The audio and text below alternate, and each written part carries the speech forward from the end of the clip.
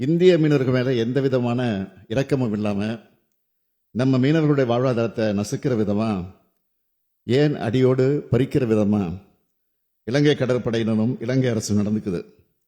அது நமக்கு எல்லாம் மிகுந்த கவலை அளிக்குது, கண்டிக்கத்தக்கது. இதனை ஒன்றிய பாஜக அரசு தடுத்து நிறுத்தணும். இந்த பிரச்சனைக்கு தீர்வு காண்றது சவாலாக இருக்குன்னு ஒன்றிய அமைச்சர் ஜெயசங்கர் அவர்கள் சொல்லி இருக்கிறார். இது என்ன சவால் இருக்க முடியும்னு தெரியல. வேறொரு மாநில மீனவர்கள் இப்படி தொடர் தாக்குதலுக்குள்ளானா இப்படித்தான் வேடிக்கை பார்த்துட்டு இருப்பாங்களா?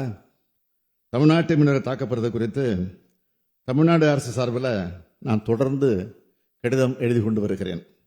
இதுவரைக்கும் மீனவர்கள் கைது தாக்குதல் குறித்து 74 கடிதங்களை ஒன்றிய வெளியுறவுத்துறை அமைச்சருக்கும் மாண்புமிகு பிரதமர் அவர்களுக்கும் எழுதியிருக்கிறேன்.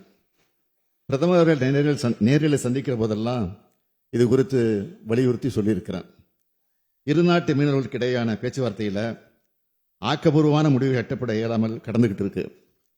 கடிதம் எழுதினா விடுவிக்கிறது, பிறகு கைது செய்கிறதுன்னு இலங்கை அரசோட நடவடிக்கை தொடர்ந்துக்கிட்டே இருக்கிறதுனால தமிழ்நாட்டு மீனவர்களுடைய வாழ்வாதாரம் மிகவும் பாதிக்கப்படுது. மீன்பிடி தொழிலில் பாதிக்கப்பட்டு பாரம்பரிய மீன்பிடி உரிமை கேள்விக்குறியாகி கடலுக்கு சென்றால் பத்திரமாக வீடு திரும்புவார்களா நம் சொந்தங்கள்னு குடும்பத்தினர் மீளா கவலையில் மூழ்கியிருக்க வேண்டிய துயர நிலை ஏற்பட்டிருக்கு. எவ்வளவு காலத்துக்கு இதை சகிச்சுக்கிட்டு இருக்க முடியும்?